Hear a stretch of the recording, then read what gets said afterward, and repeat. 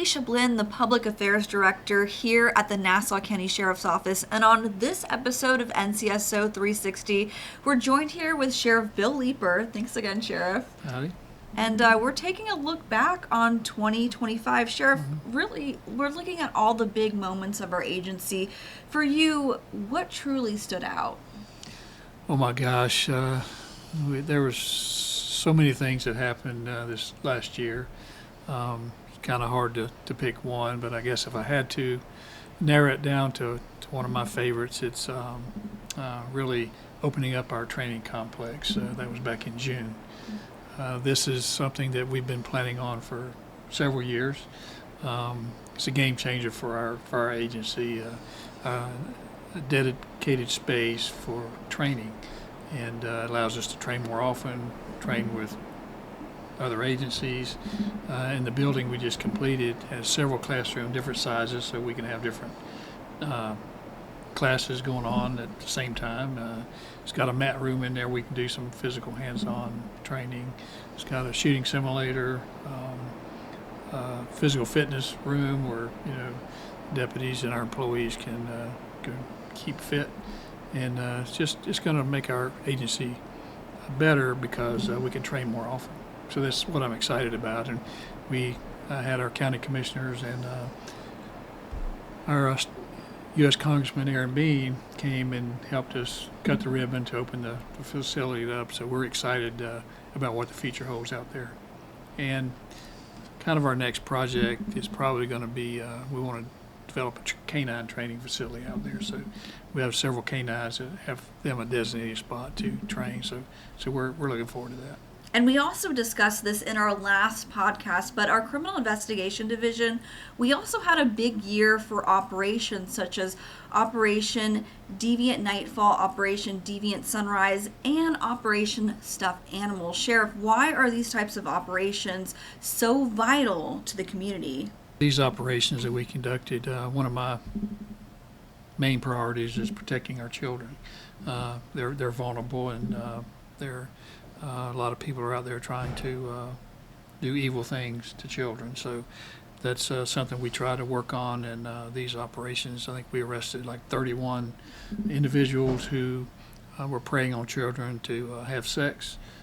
These adult men that really just they're terrible, and they travel to our county to have what they thought was sex with an underage child, and fortunately they met a deputy and we were arrested.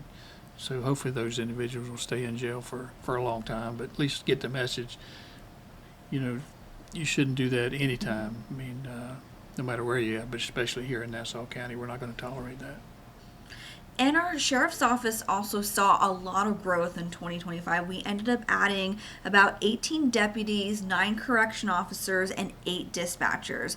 But we also welcomed 3 new canines to our family. We have Canine Hugo, Canine Leo, and of course Canine Max. And Sheriff, we've never had a dog quite like Canine Max before.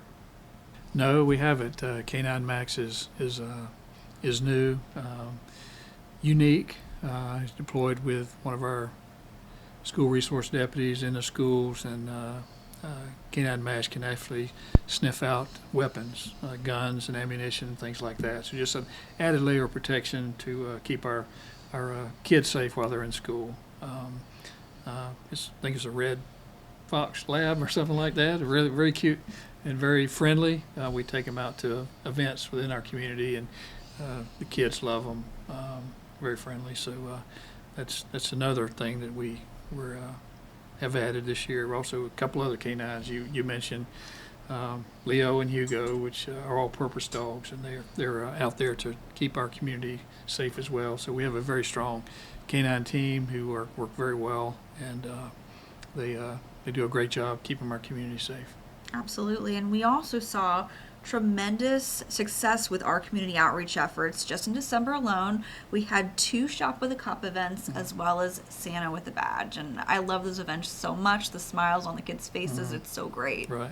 Yeah, these events, we get a lot out of them, just more than the kids do, because like you say, watching these kids smile, interact with our employees in a positive level. So many times, some kids are, well, interaction they see is something negative. If their family or somebody in their family, their parents or something going through some type of event that is negative, but to make sure they're interacting positively. The Shop Bucapo event, we try to every year do around 350 kids. I think this year we did 346. Several schools from the west side to the east side, and did 2 different nights at Walmart, and just to see the smiles on their faces is just a very rewarding. And we thank those in our community who contribute to this successful program. We do events throughout the year. We have fundraisers. Organizations and individuals donate to our nonprofit organization that we utilize for this program, and we give the kids a couple $100s to shop. They have to spend half of that money on needs, clothing, school supplies, and things like that. And they can spend the other half on wants, toys, and things. That it's very rewarding to be able to do that and make sure that our kids in our community have a good Christmas. Yeah, absolutely. They're phenomenal events. Moving on, Sheriff, looking at our overdose statistics, we saw significant improvement this year with overdose deaths down by 35% and fentanyl-related deaths down by 75%. I mean, those are big numbers. What do you attribute that success to? Well, those are exciting numbers. It's good to see those overdoses and overdose deaths come down significantly. And what we do is we try to educate our citizens about the dangers of drugs. Buying drugs on the street is not safe, not at all. You don't know what you're getting. We also work with our schools, trying to educate students on the dangers of fentanyl, which fentanyl is one of the most dangerous drugs that you can put in your system, and that just a small amount, just a tiny amount, will kill you. And we've seen over the last few years a large percentage of those who have died in drug overdose deaths had fentanyl in their system. So it's good to see those come down. We also have more access to Narcan now that if you were to overdose, it can help bring you back to life. So those are some of the things that we contribute to the deaths that are going down, but we need to keep reminding folks drugs are dangerous, particularly if you buy them on the street. We know there's a lot of people that are addicted to drugs, and we want to try to get them help, but those who are out there selling illegal drugs in our community, we want to put them in jail. Absolutely. And finally, Sheriff, what are you most looking forward to in the year ahead? Well, continue what we're doing. Continue educating our citizens and business owners on how to find ways to reduce their chance of being a victim of crime, which is very, very, very important. I want to make sure we have the personnel that we need because our county is growing so much.